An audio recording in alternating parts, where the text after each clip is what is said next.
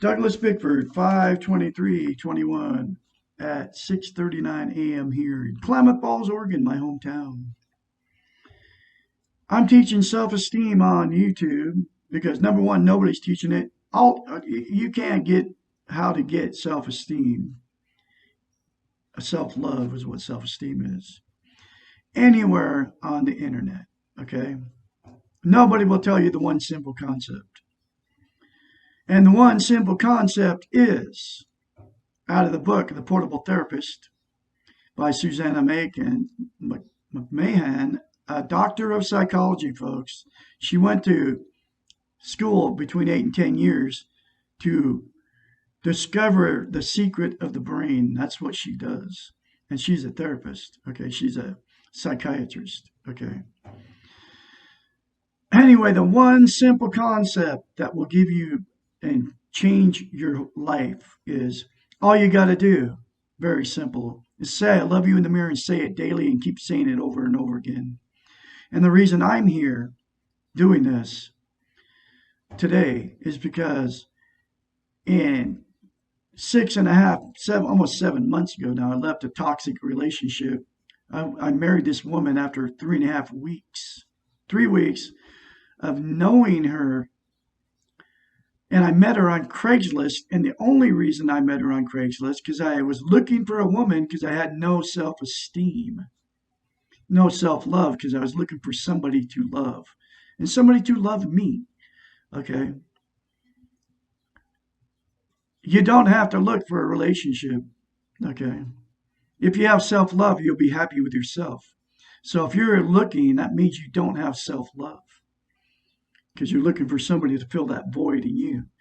And that one simple concept, saying I love you in the mirror, will fill that void in you so you can be happy with yourself. And you have to have that before you ever get in a relationship. Otherwise, you'll be in an unhealthy relationship.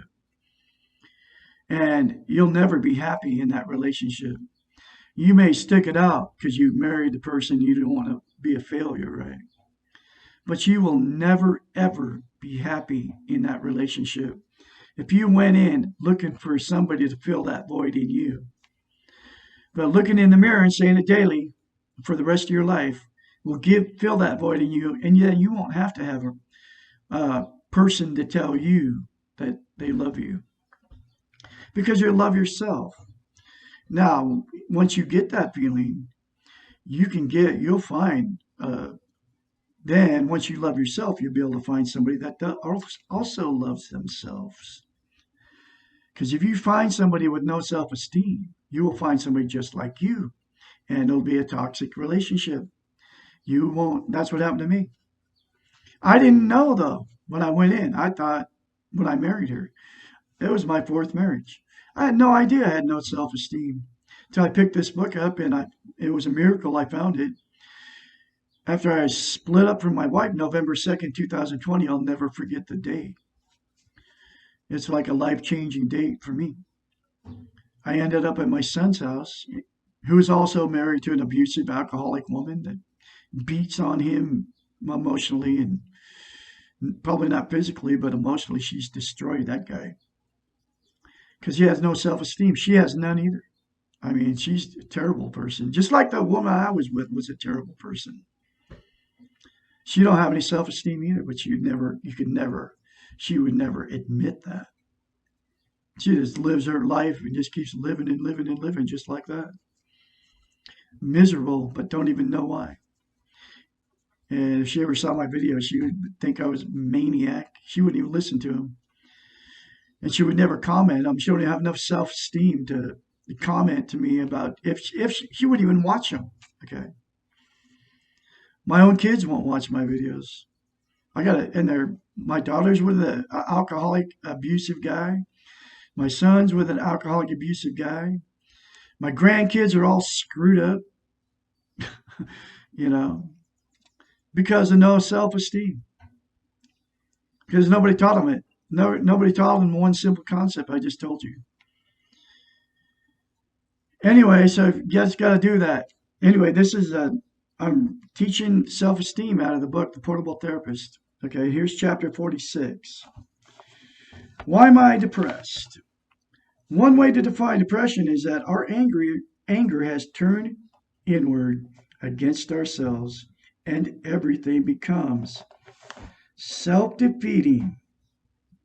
Depression exists when our thoughts, our perceptions, our observations of reality begin to match the negative expectations that we have created for ourselves and for our world.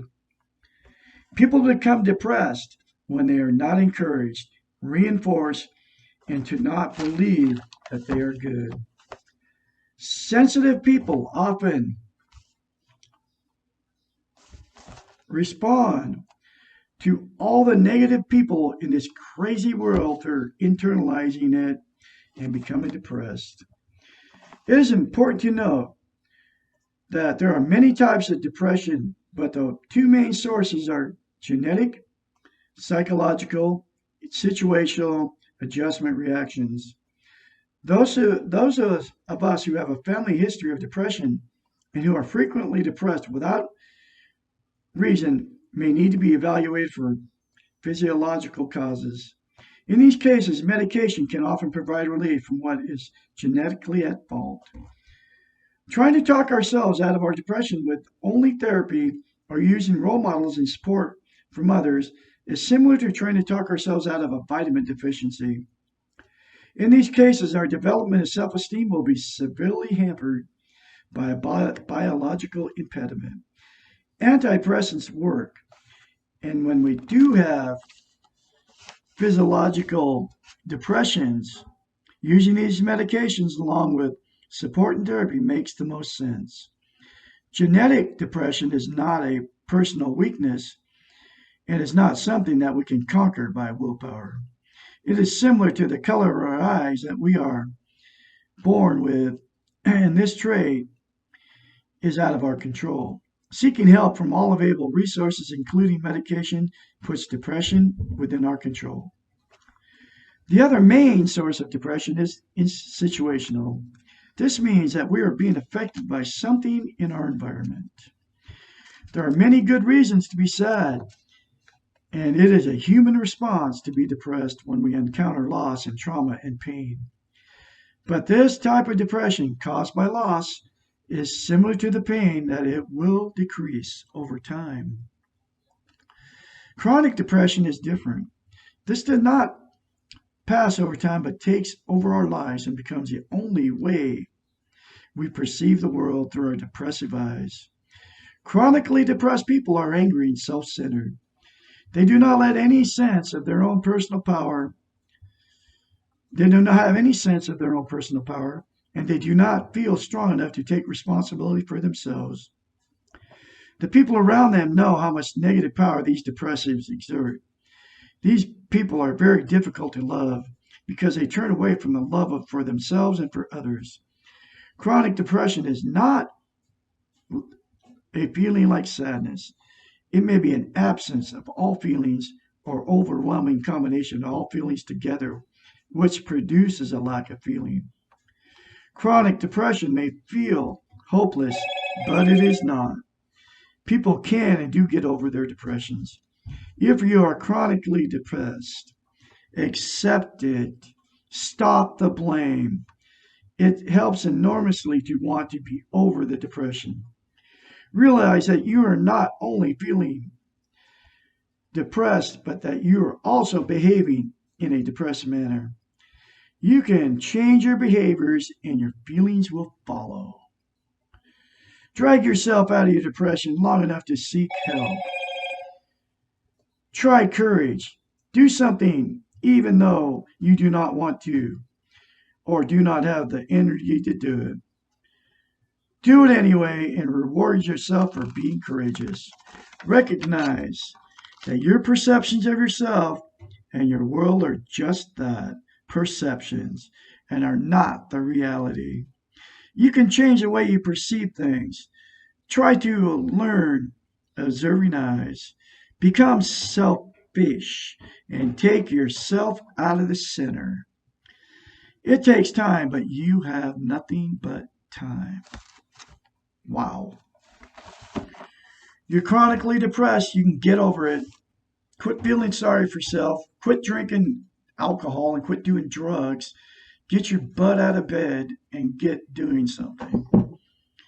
That's if you're chronically depressed and there's nothing, just like that book says. You have no reason to go through life like that.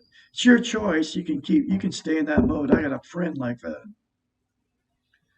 His name's Glenn Cullens. No matter what his parents gave him, he was always, oh, poor me, right? I can't even be around that guy because I would kick him right in the butt and tell him to get motivated. Oh, he just smoke another joint and blow me off. That's what people do. They just they're stuck in that. My sister's in that too. Poor her, right? And poor her, and she just never ever changes. And her grandkids are all on drugs. Her kids are all on drugs. She's a Jehovah Witness. She loves money, but I've let go of love, let go and love, and all that kind of stuff. Just how I like let go with my ex-wife and love too, because it's all out of my control. But what is in my control is to let go of love in love against all the people that have wronged me my whole life. Anyway, I am letting go of love and all that stuff. You all have a great day out there, and get the book Portable Therapist. Say I love you in the mirror. It will change your life, folks. I guarantee it. You all have a great day. I'll have more later for you.